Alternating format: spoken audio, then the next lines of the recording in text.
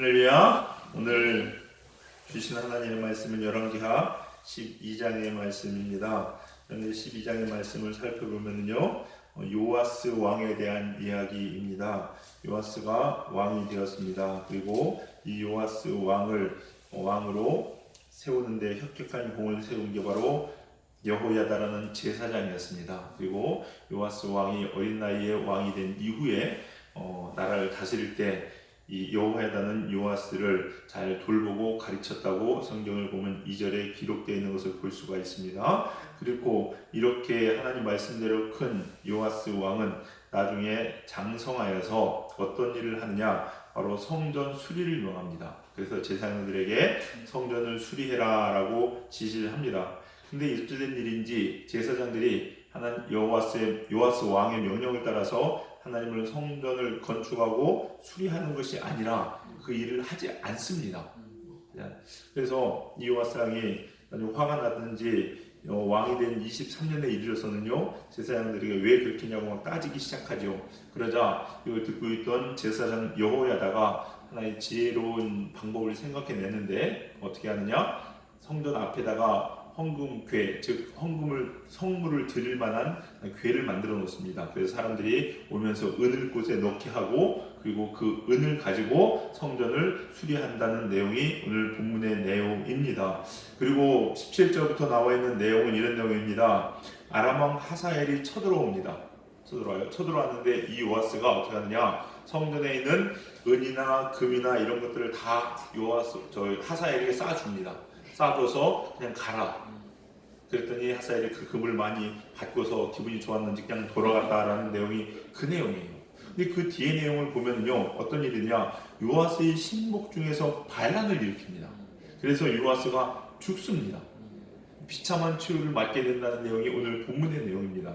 이렇게 쭉 흐름을 보면요, 요아스 왕이 처음에 제사장 여호야다의 가르침을 받아서 정직히 행했던 모습, 그리고 성전을 수리했던 모습들은 참 우리한테 도전이고 좋은 내용입니다. 그런데 그 뒤에 하사엘을 대하는 태도와 또 신복들에 의해서 죽임을 당하는 내용을 보면은 뭔가 좀 이상하다는 생각을 가지게 되어 있습니다. 오늘 우리가 그걸 살펴볼 텐데, 첫 번째 우리가 살펴봐야 될 것은 무엇이냐? 성전 수리에 관한 겁니다. 요아스는요, 제사장으로부터 가르침을 받으면서 크면서 하나님에 대한 사랑의 마음, 하나님에 대한 성전에 대한 사랑의 마음이 있었습니다. 그러기에 성전을 수리하라고 시키죠. 그런데 제사장들이 듣습니까? 안 듣습니까? 안 듣습니다. 안 듣습니다. 왜 안 들었을까요? 자기 것입니다. 성전을 수리하기 위해서 성전에 들어오는 은을 사용해야 되는데, 만약에 성전 수리를 안 하면 이 은을 그냥 제사장들이 취할 수 있는 겁니다. 그러다 보니 하나님의 성전 수리하는 것보다 내가 더 중요한 것이고, 내가 가져야 될 것, 내가 챙겨야 될 몫이 더 중요했던 겁니다, 여러분. 우리가 신앙생활 할 때도 그렇습니다, 여러분. 내 것을 내려놓지 않으면요, 하나님의 일을 할 수가 없습니다. 여기 나와 있는 사람들은 제사장입니다. 제사장은 뭐 하는 사람입니까? 하나님의 일을 하는 사람입니다. 하나님의 성전을 위해서 세워진 사람들이 제사장입니다. 그럼에도 불구하고 이런 사람들 마음에 내 거에 대한 욕심들, 내려놓지 못하는 마음이 있으니까 자기의 본분조차도 잊게 되었다는 겁니다, 여러분. 내려놓아야 됩니다, 여러분. 내가 왜 주의 종이 되었는지, 내가 왜 교회의 장로, 권사, 집사가 되었는지, 나에게 하나님이 왜 이런 직장을 주셨는지, 이것을 먼저 아는 것이 중요합니다. 그리고 그것이 첫 번째가 되어야 되고, 그것을 위해서는 내려놓을 수 있어야 됩니다. 그런데 타락이라는 게 다른 게 아닙니다, 여러분. 이 본문을 잊는 거예요. 잊어버리는 겁니다. 그리고 내가 해야 될 일보다 나에게 떨어지는 콩고물들, 내가 지금 가지고 있는 재물들, 내가 얻은 명예들, 내가 얻어야 될 이 이익들, 이런 걸 내려놓지 못하니까 그냥 안주하는 게 좋은 겁니다. 지금 이대로도 좋은 거죠. 가만히 보면요, 한국 교회도 그런 것 같습니다, 여러분. 우리가 하나님의 일들을 위하여서 이곳에 부름받고 세움을 입었습니다. 그러면요, 하나님의 일들이 첫 번째잖아요. 근데 그걸 못 내려놓는 거예요. 개교회 이익 때문에 못 내려놓는 거고, 목사가 타락하는 게 다른 게 아닙니다. 하나님의 일들을 위하여 자기 것을 내어놓지 못하는 것, 자기의 유익을 챙기려고 하는 것들, 이런 것들이 타락이 아니겠냐는 거죠. 하나님께서 주시고 하나님께서 부어주시는 것 받고 누릴 만한 거 맞습니다. 그러나 그것이 하나님의 일보다 앞서는 안 된다는 거죠, 여러분. 우리 사랑하는 성도님들, 저를 위해서도 기도 부탁드리겠습니다. 제가 가장 두려운 게요, 목사가 직업이 되면 안 된다는 겁니다. 기도할 때도 항상 그랬습니다. 하나님, 혹시 제가 이 목사의 직분을 직업으로 가지고 있지 않은지, 무의식 중에라도 그런 모습이 있다면 하나님 깨닫게 되는 은혜를 달라고, 그래서 돌이키게 달라고 항상 기도하게 되는 겁니다. 우리 사랑하는 성도님들, 여러분에게도 주신 하나님의 그런 비전들을 꼭 잊지 마시고 이것을 첫 번째로 붙잡고 살아가시는 여러분 되시기를 주님의 이름으로 간절히 축원합니다. 자, 그런데 이렇게 성전을 수리하는 요아스의 아름다운 마음은 분명히 우리가 볼 때는 좋은 것 같은데 왜 요아스는 이렇게 비참한 최후를 맞이하게 되었냐라는 겁니다. 하나님이 여호야다를 세워서 하나님의 말씀으로 요아스를 양육할 때 모습과 그 뒤의 모습이 좀 달라지지 않느냐는 거죠. 요아스가 아람의 하사엘이 쳐들어오자 성전의 기구들을 다 내어줍니다. 여러분, 이거는요 분명히 잘못된 겁니다. 잘못된 거예요. 나 살겠다고 하나님의 성전 선물입니다. 내게 아니죠. 이걸 막 내어줘요. 이게요 너무나 이율배반적인 거예요. 하나님의 성전을 수리할 때는 언제고 나 살겠다고 하나님의 선물을 적군에게 내어주는 때는 언제라는 거죠. 그리고 또 요아스의 말년이 왜 이렇게 비참하게 끝난다는 겁니다. 이런 일이 일어난 것을요 오늘 앞에 있는 성경 말씀을 통해서 원인을 가만히 묵상해보고 유추해볼 수 있을 것 같은데, 첫 번째 원인은 어디에 있냐? 아마도 요아스는 교만해졌던 것 같습니다. 오늘 2절 보실까요? 2절 한번 보시겠습니다. 2절 같이 있습니다. 시작. 요아스는 제사장 여호야다가 그를 교훈하는 모든 날 동안에는 여호와 보시기에 정직히 행하였으되. 자, 거기 보시면요 여호야다가 그를 교훈하는 모든 날 동안에는, 즉 여호야다의 교훈이 없은 이후에는 어떻게 했다는 얘기예요? 아니라는 거죠. 그런 의미가 내포되어 있다는 겁니다. 그런데 요아스가 제사장 여호야다에 의해서 교육을 받을 때는 어릴 때였겠지요. 7살, 8살, 9살 때는 뭘 알겠습니까? 그러니 어른의 지심을 받고 교훈을 받아서 나라를 다스렸겠죠. 그런데 나이가 들었습니다. 이제 19살, 20살 이제 성년이 되었습니다. 머리도 커지고 알 거 알았습니다. 그러다 보니까 이제는 제사장 여호야다의 말이 두르지 않는 거죠. 나도 알 만큼 안다. 또 성전을 수리합니다. 봐라, 나도 하나님의 일을 위해서 이렇게 했다라고 이야기하는 겁니다. 여러분, 이야기하는 거예요. 그게 바로 우리 안에 알게 모르게 들어오는 교만이 아닐까라는 겁니다. 여러분, 거기 보시면요 참 이상한 게 하나 있습니다. 4절에서 8절까지 내용이 뭐냐, 제사장들이 성전 수리를 하지 않는 내용이거든요. 근데 저는 여기서 참 이상한 게 하나가 있었습니다. 뭐냐면요, 다른 제사장들이야 그렇다 칩시다. 그런데 4절에서 8절 사이에 여호야다의 반응입니다. 여호야다도 분명히 제사장 중에 한 명이었을 텐데 여호야다의 어떤 것도 기록되어 있지 않습니다. 그 얘기는 같이 잠잠했다는 거죠, 여러분. 그리고 나서 9절에 가서 여호야다가 지혜로운 방법을 생각해냅니다, 여러분. 생각해내요. 그 전까지 여호야다는 요아스 왕의 말에 아무런 반응이 없었습니다.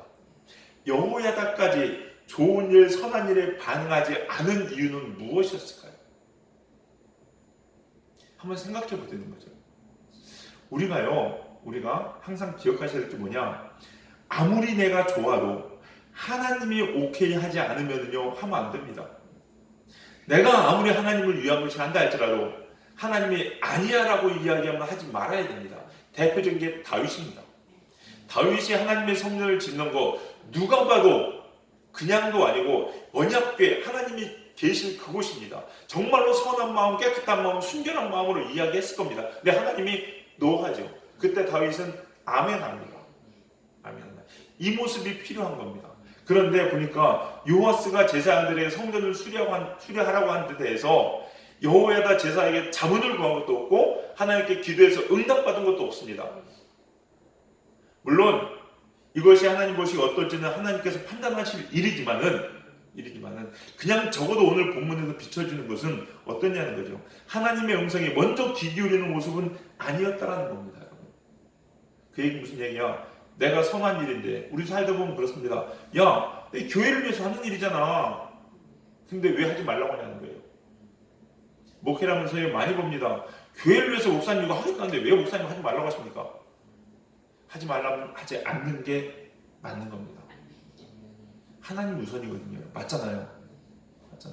살펴보셔야 돼요. 그게 바로 다른 게 아니라 교만이라는 겁니다. 또 하나 원인은요, 온전하지 못한 헌신입니다. 온전하지 못한 헌신. 자, 살펴보세요. 하나님을 정말 사랑하는 사람이라면요, 타협이 있을까요? 없을까요? 없습니다. 그냥 하나님만 100% 사랑합니다, 여러분. 하나님밖에 안 보입니다, 여러분. 그게 하나님만 사랑하는 사람의 모습입니다. 그런데 여호야다가 하나님의 성전을 수리하는 모습이 있었지만 동시에 3절을 보니 뭐라고 기록되어 있느냐? 다만 산당들을 제거하지 아니하였으므로 라고 나옵니다. 산당을 제거하지 않았다는 거예요. 그러니까 어떻게 됩니까? 하사엘이 침략했을 때에 절대로 내어주면 안 되는 성물까지도 내어주는 일을 서슴지 않고 했다는 겁니다. 어떤 면으로 보면요, 우리들의 모습과도 비슷한 것 같습니다. 한편으로는 하나님을 사랑하는 마음이 있습니다. 또한 동시에 한편으로는 내 유익과 내 뜻대로 살고 싶은 마음도 있다는 거죠, 여러분. 있다는 거죠. 그러나 중요한 것은 이것을 없이 해야 됩니다. 두 마음이 있을 수 있습니다. 그러나 신앙생활 한다는 거, 영적 전쟁이라는 게 뭐겠습니까? 이 두 마음을 하나로 만드는 겁니다. 어떤 마음으로? 온전히 하나님만 사랑하는 마음으로.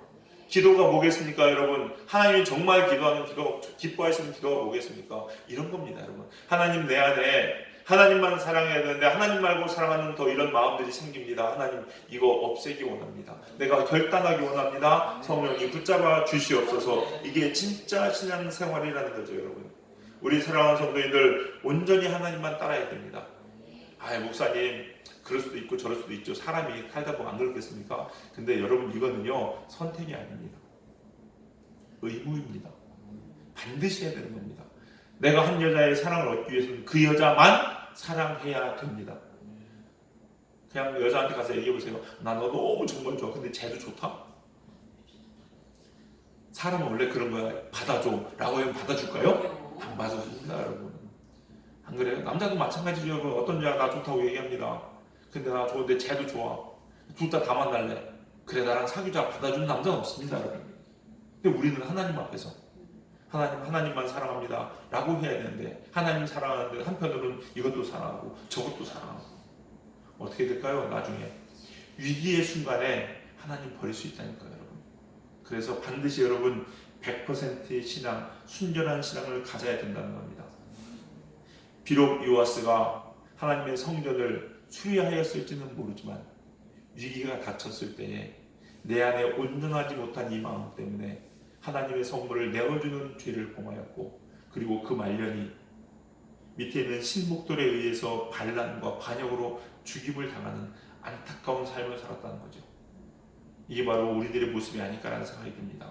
우리 사랑하는 성도님들, 이렇게 하나님 앞에 100%의 신앙, 순전한 신부의 신앙으로 살아가시는, 그래서 하나님 온전한 사랑을 누리시는 여러분 되시기를 주님의 이름으로 간절히 축원합니다. 기도하시겠습니다. 사랑과 은혜가 풍성하신 주님, 감사합니다. 오늘 또 하나님의 귀한 음성을 저희가 듣습니다. 하나님, 우리를 사랑하시어 우리들에게 귀한 일을 맡겨주신 주님, 그런데 저희들 살면서 그 일의 본분은 잊어먹고 우리에게 주어지는 축복만 바라보며 하나님을 멀리하였던 저희들의 모습을 용서하여 주시옵소서. 이제 우리 안에 새로운 하나님의 비전을 찾게 하여 주시옵시고, 오직 하나님을 위하여서 살아가는 저희들의 삶 될 수 있도록 인도하여 주시옵소서. 내 안에 하나님 말고 더 사랑하는 것들, 또한 하나님과 같이 사랑하는 것이 있다면 하나님 이 시간 다 내어놓고 하나님 뿌리채 뽑기 원합니다. 순결한 하나님의 신부가 되게 하여 주시옵시고, 오직 성령으로 충만한 우리를 될 수 있도록 인도하여 주시옵소서. 성령님께서 이 시간도 함께 하시며 은혜로 부을 줄 믿고 감사드리며 예수님의 이름으로 기도했사옵나이다. 아멘.